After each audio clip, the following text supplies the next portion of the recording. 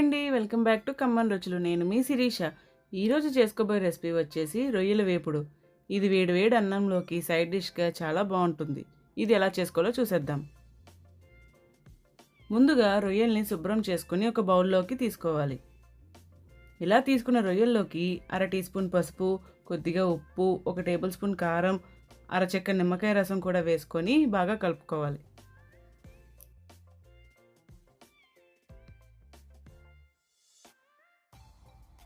ఇలా కలుపుకున్న తర్వాత ఒక 10 నిమిషాల పాటు మ్యారినేట్ చేసి పక్కన పెట్టుకోవాలి.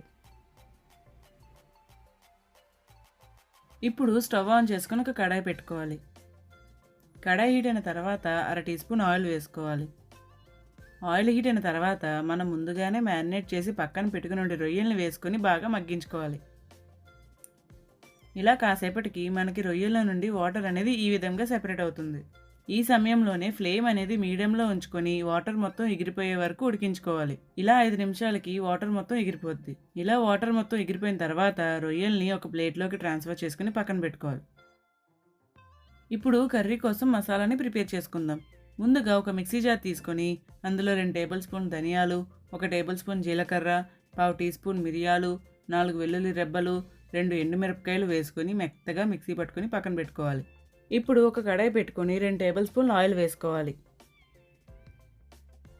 ఆయిల్ హీట్ అయిన తర్వాత 1 కప్పు ఉల్లిపాయ తరుగు వేసుకొని దోరగా వేయించుకోవాలి.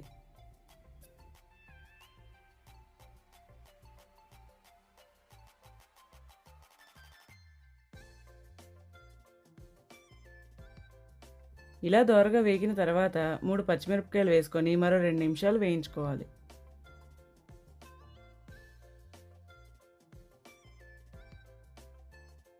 ఇలా వేగిన తర్వాత మనం ముందుగానే వేయించి పక్కన పెట్టుకున్న రొయ్యల్ని వేసుకొని బాగా కలిపి మగ్గించుకోవాలి.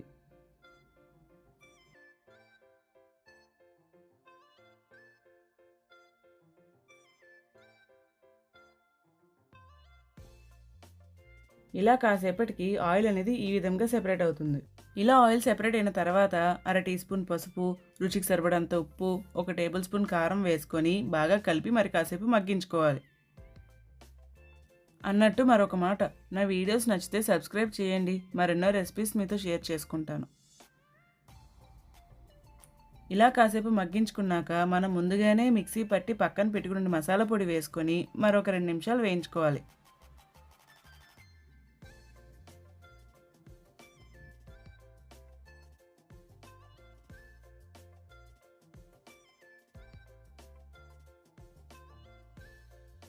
ఇలా వేగిన తర్వాత కొద్దిగా కరివేపాకు, అలాగే 1 టేబుల్ స్పూన్ గరం మసాలా వేసుకొని బాగా కలుపుకొని స్టవ్ ఆఫ్ చేసుకోవడమే. ఇలా స్టవ్ ఆఫ్ చేసుకున్నాక ఒక సర్వింగ్ ప్లేట్లోకి సర్వ్ చేసుకోవడమే. అంతేనండి, ఎంతో రుచిగా ఉండే రొయ్యల వేపుడు రెడీ. ఇది మీరు ట్రై చేసిన తర్వాత ఎలా వచ్చిందో నా కామెంట్ బాక్స్లో కామెంట్ చేయడం మర్చిపోకండి. అమ్మ వంట నచ్చితే లైక్ చేయండి, షేర్ చేయండి, చేయండి, దాంతో చేయండి.